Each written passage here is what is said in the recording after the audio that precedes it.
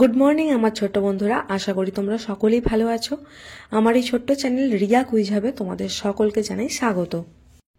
আজকে আমরা class 3 butterfly নামক যে টেক্সট বই আছে ইংলিশের, তো সেই বই থেকে রিভিশন লেসনের অন্তর্গত অ্যাক্টিভিটি 14B থেকে অ্যাক্টিভিটি 18 পর্যন্ত, অর্থাৎ পেজ নাম্বার 11 থেকে 13 পর্যন্ত আলোচনা করব। তো চলো শুরু করা যাক। অ্যাক্টিভিটি 14B-তে বলা হয়েছে let's fill in the blanks, শূন্যস্থানগুলো পূরণ করা যাক উইথ হ্যাজ অর হ্যাভ, অর্থাৎ হ্যাজ অথবা হ্যাভ শব্দ দিয়ে। হ্যাজ বা হ্যাভ দুটিরই একই অর্থ, কোনো জিনিস থাকা বা আছে অর্থে বোঝাবে এবং আই এর পরে সবসময় হ্যাভ বসে, আর ইউ এই শব্দটির পরেও সবসময় হ্যাভ বসে, এবং উই মানে কি আমরা একের বেশি, তারপরেও হ্যাভ বসে। দে মানে তারা একজনের বেশি বোঝাচ্ছে, তা সেগুলোতেও হ্যাভ বসে। অর্থাৎ যখনই সাবজেক্ট বা বাক্যের কর্তা একজনের বেশি হয়ে যাবে তখনই সেখানে হ্যাভ বসবে, এবং বাকি সমস্ত ক্ষেত্রে মানে হি, সি বা কারোর নাম বোঝালে সেগুলোর পরে সবসময় হ্যাজ বসে। তো চলো পূরণ করা যাক। একে বলা হয়েছে he dash a red pencil, অর্থাৎ হি আমি আগেই বললাম যে হি একজন বোঝাচ্ছে এবং থার্ড পার্সন সিঙ্গুলার নাম্বার আছে, তৃতীয় ব্যক্তি, অর্থাৎ হি এর পরে হ্যাজ হবে, অর্থাৎ he has a red pencil, অর্থাৎ তার কাছে একটি লাল রঙের পেন্সিল আছে। দুয়ের দাগে বলা হয়েছে উই ড্যাশ এ হাউস, অর্থাৎ উই হ্যাভ এ হাউস, অর্থাৎ আমাদের আছে একটি বাড়ি। তিনের দাগে Tanushree dash a blue frock, অর্থাৎ Tanushree has a blue frock, অর্থাৎ তনুশ্রীর কাছে একটি নীল রঙের ফ্রক বা জামা আছে। যেহেতু তনুশ্রী একজনই বোঝাচ্ছে এবং থার্ড পার্সন তৃতীয় ব্যক্তি সিঙ্গুলার নাম্বার হচ্ছে, সেই কারণে তনুশ্রীর পর হ্যাজ হলো। চারের দাগে বার্ডস ড্যাশ উইংস, অর্থাৎ বার্ডস হ্যাভ উইংস, অর্থাৎ পাখিদের ডানা আছে।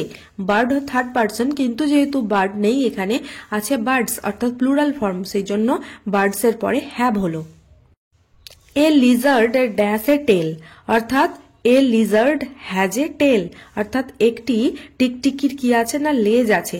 যেহেতু একটি টিকটিকি বলা হয়েছে এ লিজার্ড, অর্থাৎ থার্ড পার্সন এবং সিঙ্গুলার নাম্বার, সেই জন্য হ্যাজ হলো। তো দেখো অ্যাক্টিভিটি 15-এ বলা হয়েছে write the names of the 6 seasons of West Bengal, অর্থাৎ পশ্চিমবঙ্গে 6টি ঋতুর নাম লেখো ইন দ্য ব্ল্যাঙ্ক সার্কেলস, অর্থাৎ ফাঁকা বৃত্তগুলোতে। Two are done for you, দুটি তোমাদের জন্য করে দেওয়া হয়েছে, এবং এখানে যেটি করে দেওয়া হয়েছে সেটি হলো ফার্স্ট সিজনের নাম দেখো সামার মানে গ্রীষ্মকাল, এরপর একবার ডাইরেক্ট থার্ড অর্থাৎ হচ্ছে আর্লি অটম, অর্থাৎ যেটা আমরা বাংলায় বলে থাকি শরৎকাল, সেটি করে দেওয়া হয়েছে। তো চলো আমরা বাকিগুলো করে নিই। তাহলে সেকেন্ড সিজনের নাম হবে মনসুন, মন MON মন, SOON সুন, মনসুন, যার বাংলা অর্থ হলো বর্ষাকাল। এরপর দেখো ফোর্থ সিজন অর্থাৎ চতুর্থ ঋতুর নাম হবে লেট অটম, লেট বানান LATE, late autumn AUTM TUMN autumn. তো এখানে লেট অটমের বাংলা অর্থ হলো হেমন্তকাল। এরপর ফিফথ সিজন অর্থাৎ পঞ্চম ঋতুর নাম হবে উইন্টার, WIN উইন্টার, যার বাংলা অর্থ শীতকাল। এরপর সিক্সথ সিজন অর্থাৎ লাস্ট বা শেষ ঋতুটির নাম হবে স্প্রিং, SPRING স্প্রিং, যার বাংলা অর্থ বসন্তকাল। এরপর দেখো অ্যাক্টিভিটি 16-এ বলা হয়েছে let's choose the right groups of words, অর্থাৎ চলো সঠিক শব্দ দল বাছাই করো ফ্রম দ্য হেল্প বক্স, সাহায্যকারী বাক্স থেকে, অ্যান্ড রাইট দেম, এবং সেগুলোকে লেখো ইন দ্য গিভেন স্পেসেস, নিচে দেওয়া থাকা ফাঁকা জায়গাতে। প্রথমে বলা হয়েছে when do you see the sunrise, অর্থাৎ তোমরা কখন সূর্যোদয় দেখো। সি মানে কি দেখা, তাহলে উত্তরটি কি হবে ইন দ্য মর্নিং, অর্থাৎ সকালবেলা। আর যদি তুমি পূর্ণ বাক্যে লিখতে চাও তাহলে তোমাকে বলতে হবে যে we see the sunrise in the morning, অর্থাৎ আমরা সকালবেলা সূর্যোদয় দেখি। এরপর আছে when do you see the moon, অর্থাৎ তোমরা কখন চাঁদ দেখতে পাও, তাহলে উত্তরটি কি হবে অ্যাট নাইট, অর্থাৎ রাতের বেলা। পূর্ণ বাক্যে লিখলে কি হবে যে we see the moon at night, অর্থাৎ আমরা রাতের বেলা চাঁদকে দেখতে পাই। এরপর when do you see the sunset, অর্থাৎ তোমরা কখন সূর্যাস্ত দেখো, তাহলে উত্তরটি কি হবে ইন দি ইভিনিং, অর্থাৎ সন্ধ্যাবেলা। ফুল সেন্টেন্সে কি হবে না we see the sunset in the evening, অর্থাৎ আমরা সন্ধ্যাবেলা সূর্যাস্ত দেখি। এরপর আছে when do you go to sleep, অর্থাৎ তুমি কখন ঘুমাতে যাও। উত্তর কি হবে? অ্যাট নাইট, অর্থাৎ রাতের বেলা। আর পূর্ণ বাক্যে লিখলে কি হবে না, I go to slip at night, অর্থাৎ আমি রাতের বেলা ঘুমাতে যাই। তাহলে স্লিপ মানে কি? ঘুমানো। এরপর আছে when do you go to school, অর্থাৎ তুমি কখন বিদ্যালয়ে যাও। উত্তর কি হবে না, ইন দ্য মর্নিং। আর যদি ফুল সেন্টেন্সে উত্তর দিতে চাও তাহলে হবে I go to school in the morning, অর্থাৎ আমি সকালবেলা বিদ্যালয়ে যাই। স্কুল মানে তো বিদ্যালয়, গো মানে যাওয়া, আর মর্নিং মানে তো জানোই সকাল। আর এখানে ইউ এই শব্দটির মানে কিন্তু তুমি বা তোমরা দুটোই বোঝায়। এরপর আছে when do you eat lunch, অর্থাৎ তুমি কখন দুপুরের খাবার খাও বা তুমি কখন মধ্যাহ্ন ভোজ করো। তাহলে উত্তরটি কি হবে? অ্যাট নুন, অর্থাৎ দুপুর বেলা। নুন মানে কি? দুপুর বেলা। ফুল সেন্টেন্সে কি হবে না, হচ্ছে I eat lunch at noon, অর্থাৎ আমি দুপুরে মধ্যাহ্ন ভোজ করি। এরপর আছে when do you see the stars, অর্থাৎ তোমরা কখন তারা বা নক্ষত্রদের দেখো। তাহলে উত্তরটি হবে অ্যাট নাইট, রাতের বেলা। পূর্ণ বাক্যে লিখলে কি হবে? We see the stars at night, অর্থাৎ আমরা রাতের বেলা তারা বা নক্ষত্রদের দেখি। এরপর শেষেরটি বলা হয়েছে when do you go to play, অর্থাৎ তুমি কখন খেলতে যাও। তাহলে উত্তরটি কি হবে? ইন দি আফটারনুন, অর্থাৎ বিকেল বেলা। পূর্ণ বাক্যে লিখলে কি হবে যে I go to play in the afternoon, অর্থাৎ আমি বিকেল বেলা খেলতে যাই। এরপর অ্যাক্টিভিটি 17 অর্থাৎ 17 নম্বর অ্যাক্টিভিটিতে বলা হয়েছে fill in the empty spaces correctly, অর্থাৎ সঠিকভাবে ফাঁকা জায়গাগুলি পূর্ণ করো। One is done for you, একটি তোমাদের জন্য করে দেওয়া হয়েছে। যেটি করে দেওয়া হয়েছে দেখো সেটি লেখা আছে সানডে।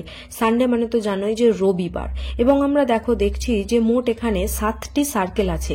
তাহলে দেখে বোঝা যাচ্ছে যে 7 ডেজের নাম লিখতে বলা হয়েছে, অর্থাৎ 1 উইক বা এক সপ্তাহে যে বারগুলি থাকে সেগুলি লিখতে বলা হয়েছে। তো চলো করা যাক। নেক্সট তাহলে কি হবে সানডের পরে? মানডে, MON মন DAY মানডে, যার বাংলা অর্থ হলো সোমবার। মানডের পরে কি হবে না টিউসডে, বানানটা কিভাবে করবে? TUES, Tuesday, DAY day. Tuesday মানে কি না মঙ্গলবার। টিউসডের পরে হয় ওয়েডনেসডে। তো ওয়েডনেসডে বানানটা ভেঙে ভেঙে করবে। ওয়েড বানান আগে, WED ওয়েড, NES নেস, DAY day. Wednesday, যার বাংলাকে আমরা বলে থাকি যেটাকে যে বুধবার। ওয়েডনেসডের পরে হবে থার্সডে। থার্স বানান কি? THURS, থার্স, DAY day. থার্সডে, যার বাংলা আমরা বলে থাকি বৃহস্পতিবার।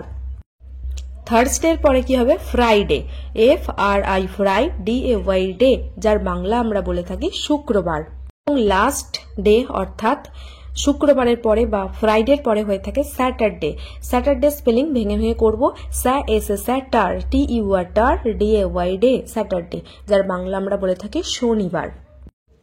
এরপর দেখো অ্যাক্টিভিটি 18 অর্থাৎ 18 নম্বর অ্যাক্টিভিটিতে বলা হয়েছে let's arrange the words given below, অর্থাৎ নিচে দেওয়া শব্দগুলিকে সাজাই অ্যান্ড মেক সেন্টেন্সেস, এবং বাক্য তৈরি করি।